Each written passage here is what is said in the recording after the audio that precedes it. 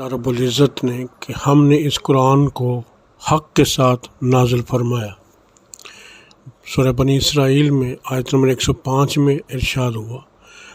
آگے پھر فرمایا کہ یہ بابرکت ہے وہ ذات جس نے اپنے بندے پر فرقان یعنی قرآن پاک نازل کیا تاکہ وہ دنیا والوں کو اللہ کے عذاب سے ڈرائیں۔ پھر فرمایا کہ قرآن اللہ کی نازل کردہ چیز ہے، جبرائیل امین حضور اقدس کے سینے مبارک پر لے کر آئے۔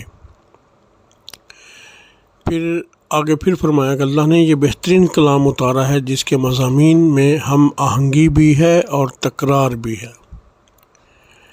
آگے پھر فرمایا قرآن ایمان والوں کے لیے تو ہدایت و شفا ہے مگر بے ایمانوں کے لیے ان کے کانوں کی ڈاٹ اور آنکھوں کی پٹی ہے۔ اللہ رب العزت ہمیں توفیق عطا فرمائے۔ اب تھوڑا سا آگے چلتے ہیں۔ قرآن پاک کی کتاب تو بس یہی ایک کتاب کامل ہے اور اس کے سامنے کتابیں جتنی بھی لائیں گے سب ناقص ہی ہوں گی۔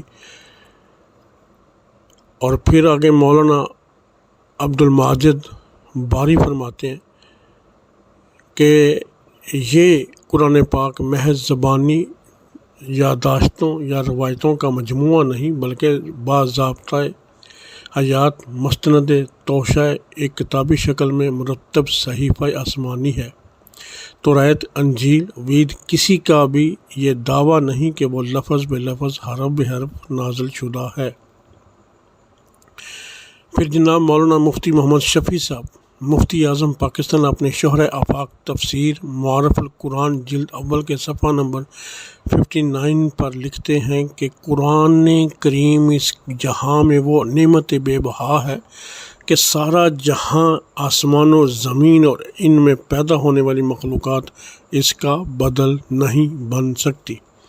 پھر جناب پیر کرم شاہ اللہ زہروی اپنی مشروط تصنیف ضیاء القرآن کے صفحہ نمبر 7 پر لکھتے ہیں کہ یہ قرآن پاک بے یک وقت کتاب بھی ہے، علم و معرفت کا آفتاب جہاں تاب بھی، جس میں زندگی کی حرارت اور ہدایت کا نور دونوں یکجا ہیں۔ بات تو بہت لمبی ہے، آئندہ انشاءاللہ العزیز پہلے سپارے سے ہم اپنا خلاصے کا آغاز کریں گے۔ اللہ عمل کی توفیق عطا فرمائے۔ اچھا ایک بات اور عرض کر جاؤں، قرآن